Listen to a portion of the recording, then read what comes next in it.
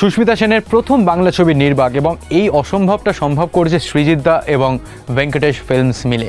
Release করার আগে হয়ে গেছিল প্রেস মিট, সেখানে উপস্থিত ছিলাম আমরা, দেখে নাও।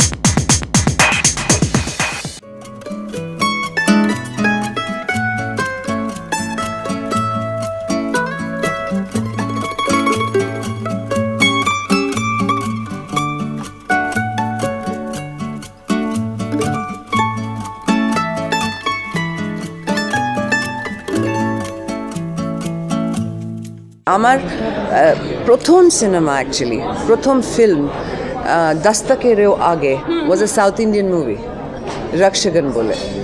তো আমার এই ভয় ছিল যে আমি একটা সাউথ ইন্ডিয়ান মুভি করে নেবো, মারাঠি ফিল্ম করে নেবো, কোনো প্রবলেম নেই, বাট আমি Bangali, if I do a Bengali film I have to get it right.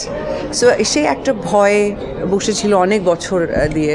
And I think it's just divine timing যে এত বছর পরে এত কিছু হবার পরে finally I do a film, a Bengali film, and that too a film like Nirbak, which is not your typical commercial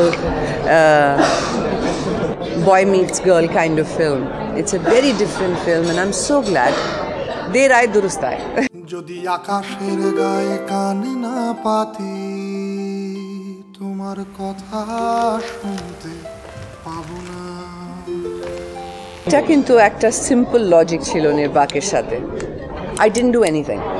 I just came with, for the first time in a film, I have literally not put my head to anything. Srijit said, sit, I sat, wear this, I wore it, walk through this, fine. Then only when I didn't get something, that's when I turn around and say, Sridit, এবার কিন্তু বোঝাতে হবে, বুঝতে পারছি না এটা আমি কেন করছি।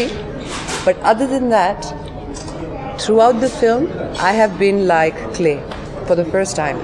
I don't think I've ever been clay in any film of mine except this one.